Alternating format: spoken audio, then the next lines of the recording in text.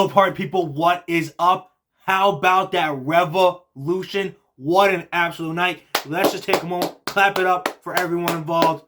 I just got back from it. It was totally crazy. Top to bottom, start to finish. Every match pretty much delivered. Got the job done. You can put this up there with one of the top AEW pay-per-views of all time. But even though they don't really miss that much anyway, still, a lot of great matches, some bangers, some dope championship matches, and especially that Iron Man match.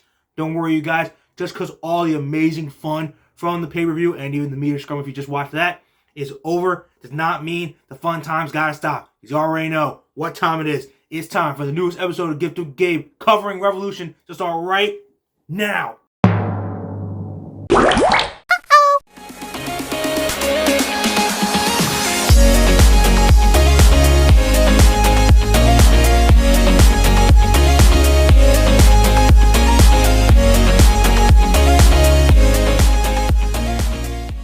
Okay, you guys, so we got things kicked off with absolute Ricky Starks going against Chris Jericho. And, Ricky, he decided it was so fun to beat Jericho, so nice. He's decided to do it twice. Got the dub. It was absolute over Chris Jericho once again. The feud is over. We are done. It's time to move Ricky up. Keep back up to the moon to future championship glory. Though I'm thinking world championship glory. I don't know. You guys, especially after watching that media scrum, if you didn't, go watch it. It was good. Everything he said, I'm like, it has that feel like it's going to circle back around to him and MJF at like Full Gear or something later this year. And Ricky's second time's going to be the charm. And he's going to end up finally becoming AEW World Champion. I know we have still a lot to get to. And, maybe it doesn't even go down the way. But either way, Ricky is becoming a champion this year. So either way, it would be great. But, holding out for the top prize. Because, other titles would be great, but only one title would be absolute. But in terms of the match, it was alright. It was a pretty nice pace. Did Jericho and Starks have like the greatest chemistry? No, you could. Some would argue they don't, but the match, it was solid. I liked it. It was a nice way to get us started. JS wasn't even supposed to get involved, but Sammy showed up and got decked by Action Andretti. I'm liking their mini feud. It's pretty entertaining. But, Jericho, you did good. You put over another rising talent to, send straight to the stars and, beyond, because Ricky Starks. And Ricky, keep up the good work, bro. You're the only absolute one in the business. Future world champion. I can already see it around that awesome waist of yours, my guy. You're doing great. All right. Speaking of, getting help, from mentors and all that stuff, we had, what seemed like the final battle, literally final burial of between, mentor and, student type of thing with Christian Cage and Jungle Boy Jack Perry. This match, it was cool. I was wrong about it being a cinematic match. I should have just been like, oh, okay, it's just a buried alive match, but they have to call it the final buried. They can't use buried alive match, I guess. Match, it was solid. You knew Jack Perry had to come out with this dub so that he can move on. Another guy that needs to get that championship success, whether it's All Atlantic or TNT. I personally think he might be the next 1-2 challenge MJF for the world title, at Double or Nothing. I could be wrong, but it has that feel. And plus, when was the last time Jungle Boy had an AEW world title match? If I'm being honest, I feel like it's like, I don't think he's ever had one since, Kenny Omega. I think that's like the only one he's ever had. So, I'm down for it. Jungle Boy, MJF, they've squared off a couple times before. I want to see that banger. So, Tony Khan, Double or Nothing. If it's in the plans, book it, deliver it, and we'll just take our money. Well, Christian Cage, he did so much for Jungle Boy. He really helped elevate him to that next level to where he's ready to challenge for titles in the world title again. I really did love this match. It was great. But that last spot where Christian literally went through the whole stage after that getting put in that casket, I was like, that was cool, but was that planned? Because it just went straight, smack, plummet. It was like, whoa. I wonder if that had to hurt. I'm guessing it obviously was planned. We're not seeing any reports of like, oh my god, that was supposed to happen. But it still probably had to feel weird. I guess it's like a roller coaster where it's like, oh, we're going up and then just going down. So, Christian Cage, thank you for helping elevate Jungle Boy to a higher level. Hopefully get to see a lot more of you, dude. You're one of the best heels in the biz. Just like your old buddy over in the other company, whatever his name is. And Jungle Boy, if you're going up against MJF next, good luck to you, bro. Hope you'll deliver just the kind of banger that we saw all across the board tonight. Good luck to you, bro. Always looking out for you.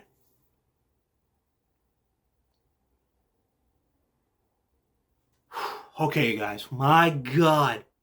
Let's talk about the Trios title match. That was an absolute, God, super banger.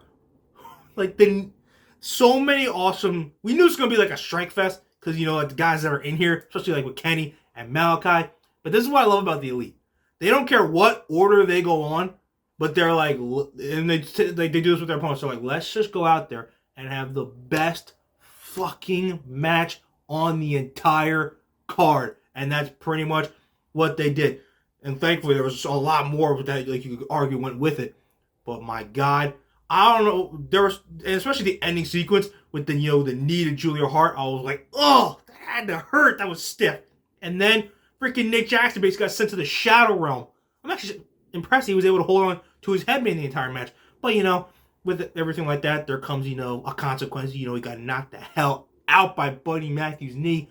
My God, that was just brutal, but it was so freaking awesome. This match, it was great.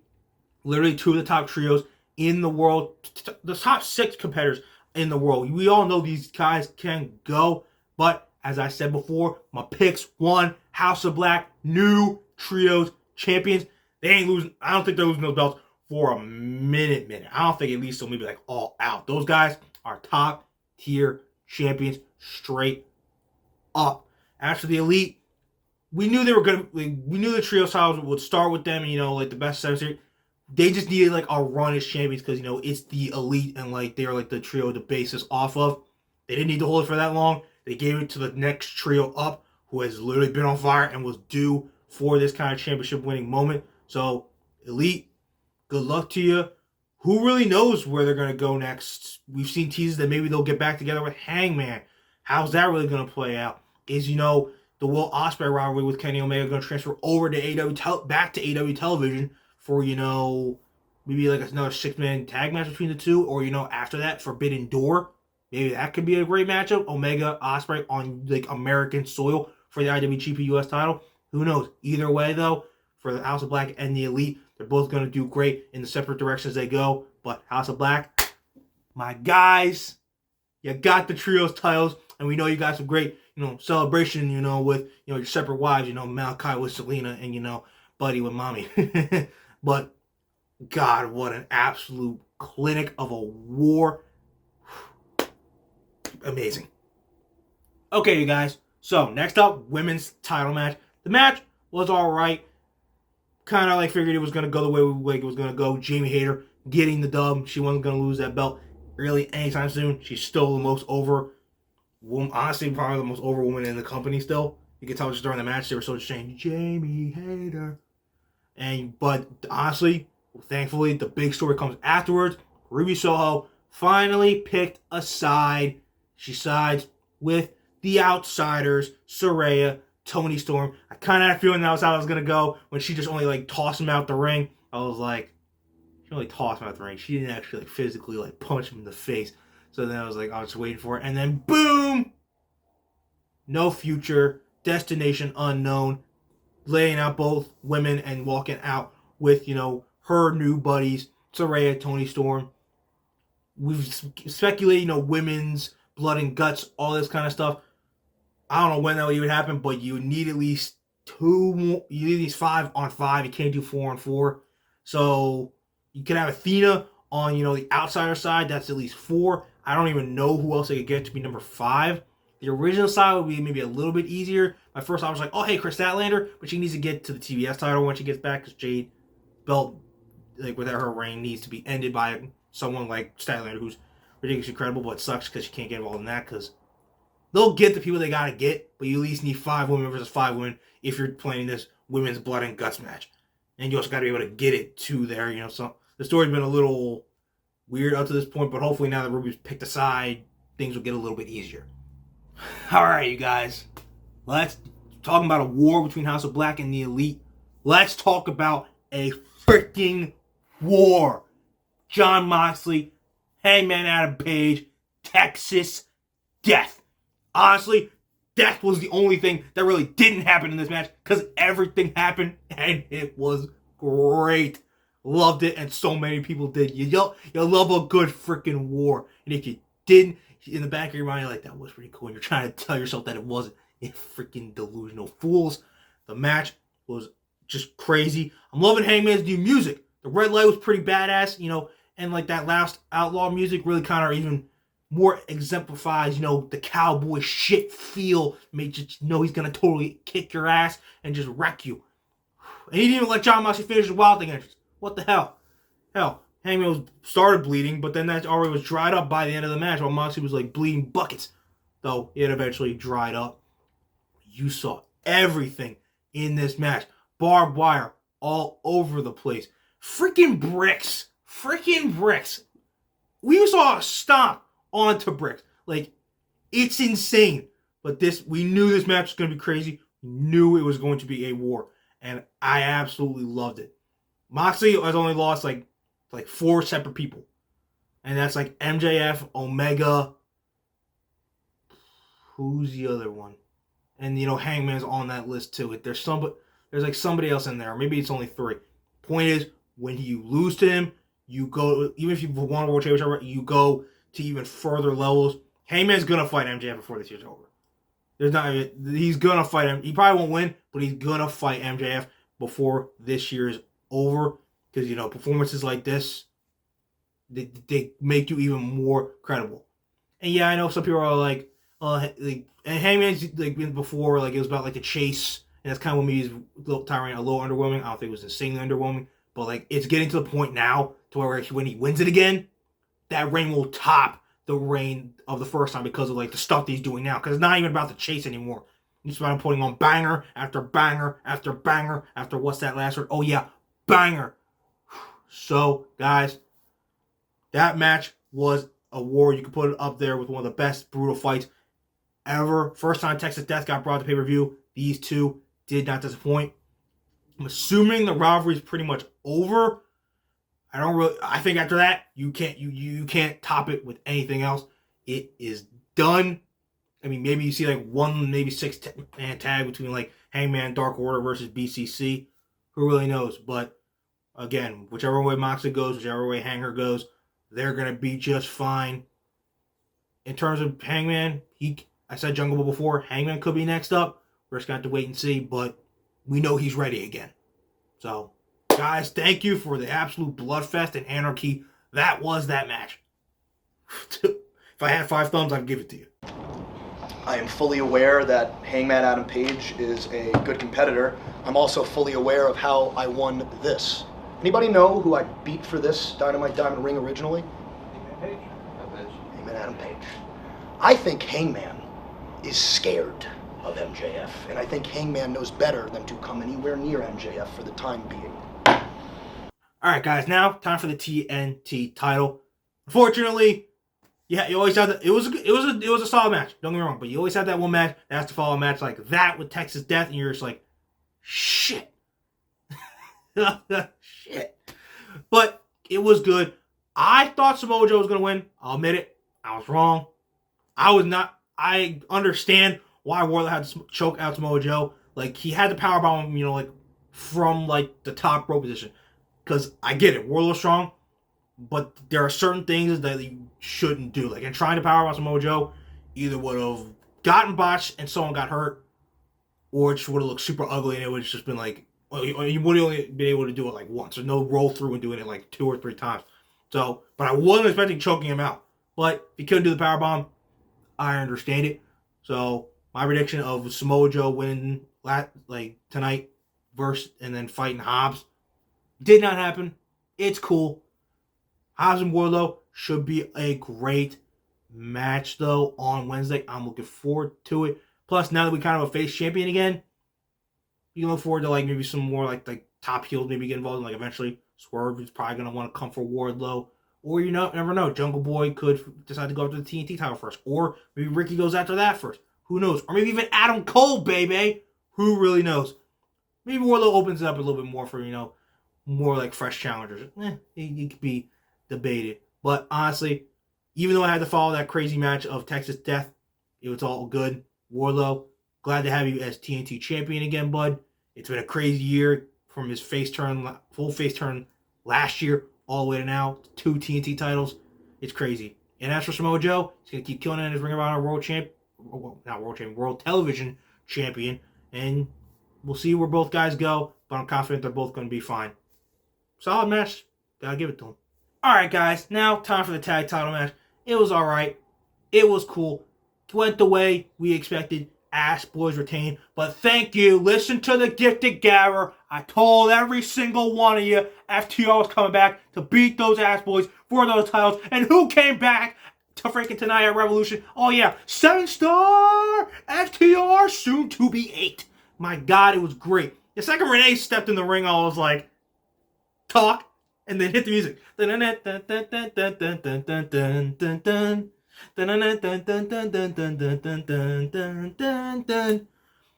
know how freaking Dax got freaking cut like seconds into that. I think Austin must have just caught him like the wrong way.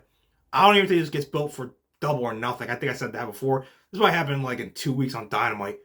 Yeah, but it's 2 months. The build to Double or Nothing isn't that crazy. Like, honestly, before we blink, it'll kind of be here, and we're like, oh, shoot, it's Double or Nothing. Damn, that was pretty quick. So, they could try to stretch it out that long, but honestly, I wouldn't be surprised if they didn't.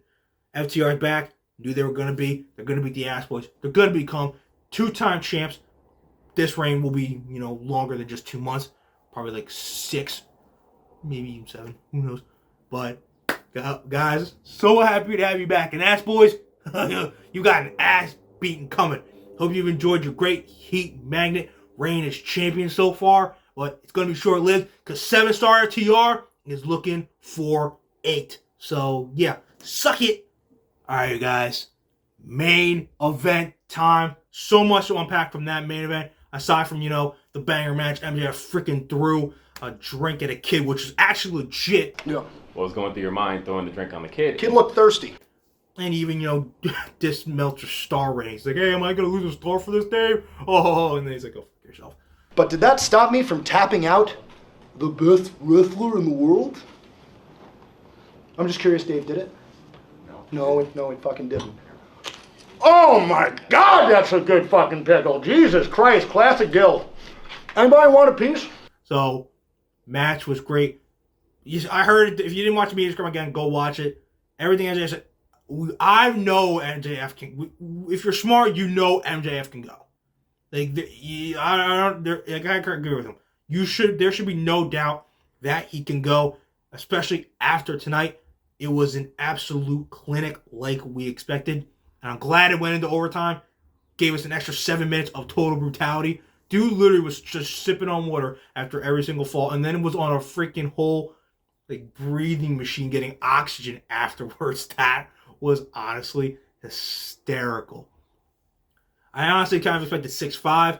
But, 4-3 worked just about good. The falls were a little bit weird for a second where they said there's no intermission. So when there was that low blow and then 2 falls, people were like, wait, I'm confused, what happens? So I'm like, wait, no, it's 2-2. If you pay attention, that's what the score is now. Danielson, not really sure where he goes. If BCC turns heel, he could definitely do it, but I don't know if they're doing that with all the members. So I don't really know. And in terms of MJF, dude's that guy. He is. He ain't dropping that belt till at least Full Gear. And if not that, winter is coming.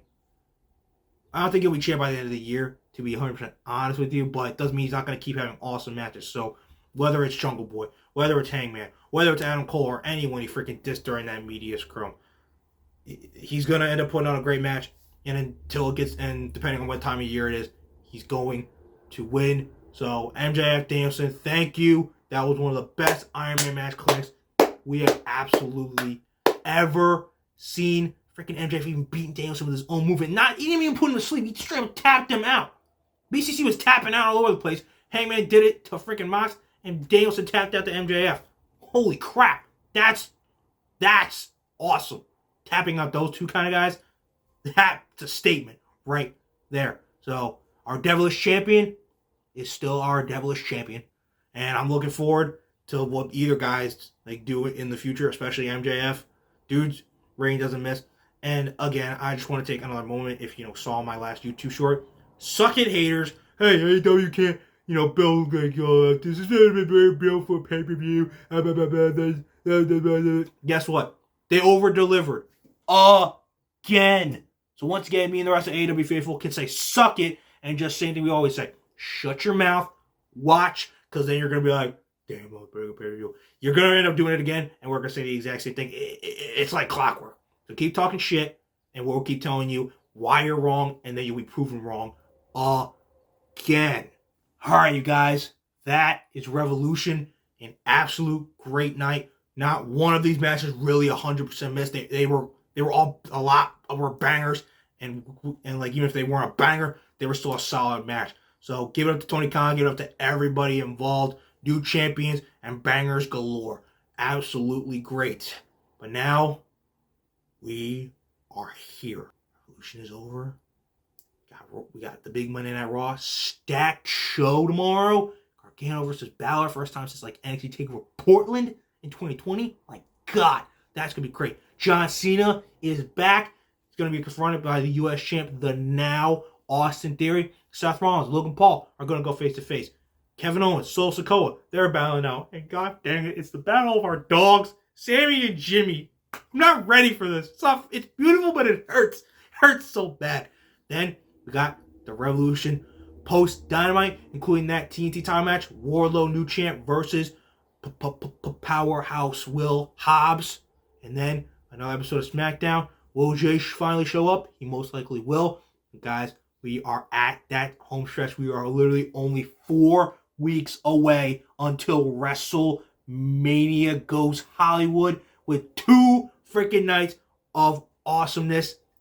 It's already there, and I can feel the tingle right now. I'm feeling oozy. I'm feeling hype. I'm feeling jacked. I'm feeling everything in the book. So, guys, hope you all enjoyed Revolution. It's time to get to the big old, brightest, grand stage, daddy of them all. So, I will see you guys after the stacked show on Monday. And remember, when it comes talking wrestling, who better to gab with than Gabe? So go ahead, like, and subscribe because you know you freaking want to. So I will see you guys tomorrow when the champ returns on Raw. Peace out.